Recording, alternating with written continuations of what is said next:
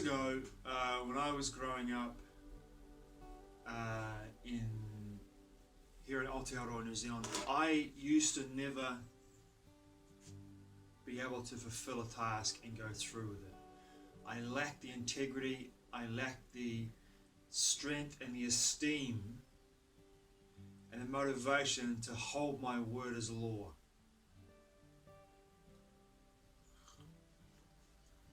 And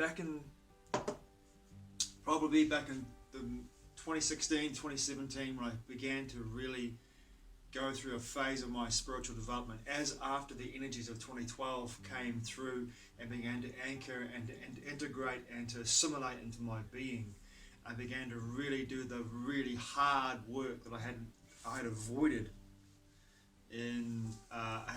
for a long time in regards to shadow work due to the nature of my reality. Spending all my time working on Oho Ake books, creating and writing, researching and working on producing all the content that I've created over the last 13, 14 years in regards to the writing processes. In 2017, when I began to slow down and stop really working so hard on creating and writing content, and I took a couple of years really of just refining the work that I'd already created. Then I began the proper process of pushing into that energy that was moving through me energetically from 2012 that allowed me to begin the real deep shadow work. And as a consequence of that, I brought someone into my life due to the resonance that I was bringing out to the world.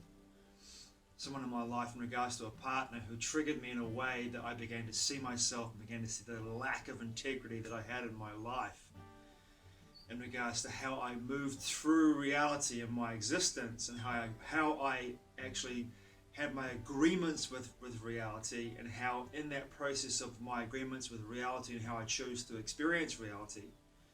And what I mean by that was how I chose to make my agreements with how I would experience the world that I was experiencing due to the resonance that I was putting out into the world. I really understood and began to realize that I was so far away from the person, the being that I wanted to be. I was so far away from embodying the very essence of what I really wanted to be in reality, what I wanted to be in the world that I was living in, that my resonance was so far away from that. There was no coherence. There was the idea and the dream of who I wanted to be and the reality of who I was. And due to the nature of my connection with this person that I was with for almost a year, this lover that I had who lived in Nelson, I was very triggered by the connection that I had, but also saw myself in her as well. Due to the nature of course, the resonance of the people we bring into our lives and our mirrors, who are the people we bring into our lives at the time. In 2017, I began the hard work. And I'd sit on my couch, that couch over there. I'd sit on that couch, look at my curtains for a long time, for most evenings. I'd have my dinner, I'd sit on that couch, I'd look at my curtains and just drop into the space. I wouldn't think about anything else than just dropping into that space and letting whatever was percolating and permeating up into my mind, into my heart, manifest, and I would feel into the experience of what I was feeling. And I really began to see and felt really uncomfortable a lot of the time about what I was experiencing, what I was feeling, and what I was bringing up, what was coming up in that space that I was creating.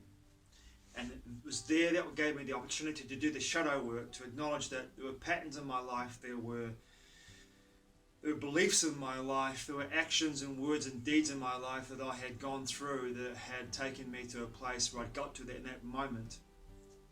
And I truly understood in that process that by going through this, I was letting go, but also bringing up all those limitations, all those beliefs and patterns that had kept me from being the man that the man, the woman, the polarity, the essence of who I truly wanted to be. The balance of all those energies, who I wanted to be. And it'd be 2 more years of me being entering into another relationship in 2018. It'd be 2 more years of me being in a relationship with someone who continually triggered me as well, and also showed me through their actions and through their words and through their beliefs and through who they were as my mirror, and drew out of me all those parts of myself that I really needed to heal, and come to a place of forgiveness, especially of myself, and really allowed me the deepest healing process of my life when it comes to connection with somebody else in a relationship, and also brought out in me all those darkest aspects of my childhood wounding, my inner child wounding that I had not seen or recognized. And in that process, I've come to a place now in 2022 where I have realized that due to the nature of what I've experienced in the last 5 years, that my integrity is steadfast and strong. And the next level of that integrity has come to me through a friend of mine, Bryce, who asked me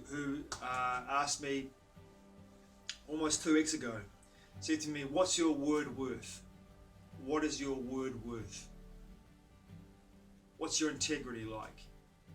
How strong is it? What's your word worth? Is your word law unto you?" And this is a very powerful message. What is your word worth? If you give me your word, what is it worth to you? If it's not the be-all to end-all, if your word is not law unto you, and you don't operate from a place where your word is solid rock, that your foundation, you move from that place, then your word is nothing, and your whole integrity means nothing to me. And he said to me, if your word is law unto you, and give me your word that every day for the next year you're going to get in the ocean. Every day of the year you're going to get in the ocean or get in the water. If you're not next to an ocean or near an ocean, you'll get into a river, you'll get into a lake. You'll get in the water every day.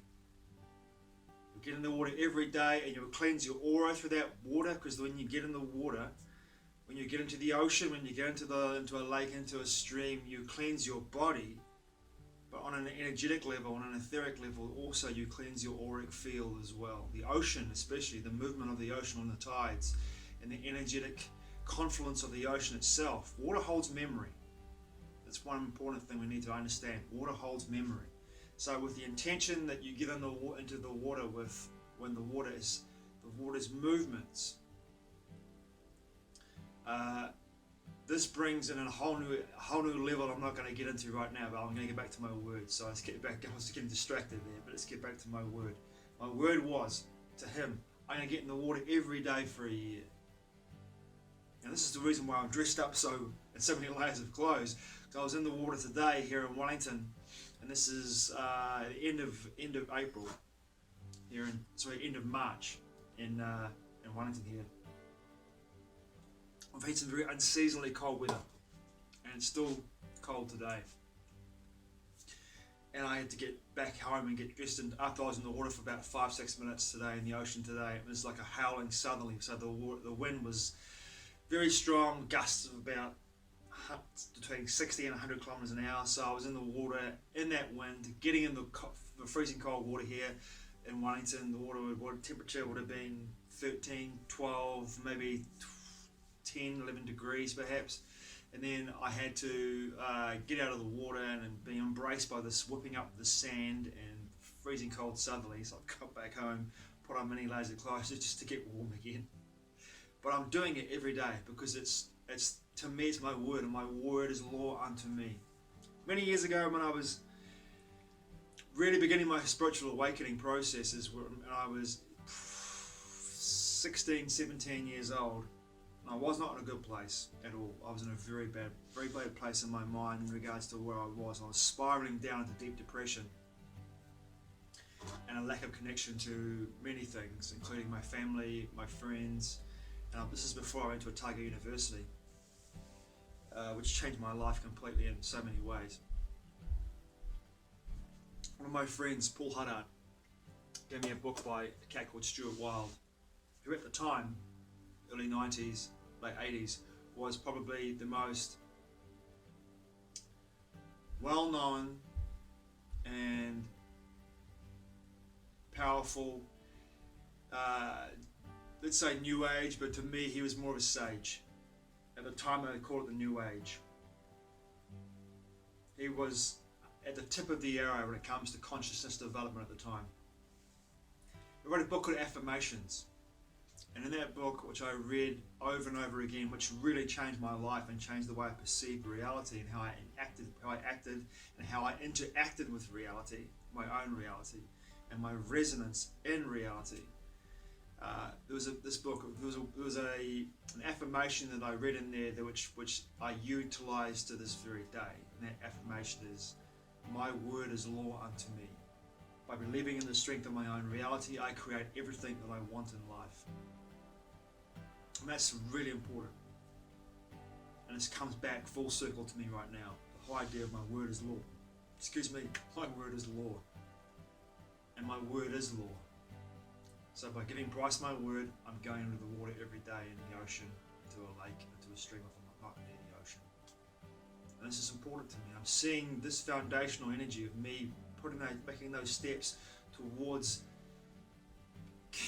fortifying my integrity even to a deeper level, and how that's changing my life experience, my resonance, very subtly in everything I do. Very subtly, very, very subtly. But those pronunciations that I'm making through cementing my word as law means that my entire foundation of reality and what I experience is changing. It's changing in a way that resonates and shows me, reflects back at me, that the strength of my word. The strength of my word. And this is a powerful experience. Very powerful experience. So remember, if you give your word and your word is law unto you, your resonance will change. Your experience outside of you will change. Subtly at first, but your integrity, by giving your word and following up on your word, is one of the most important, in my perception, one of the most important aspects of integrity and how we move forward, and if we choose to live our lives with authenticity, realness.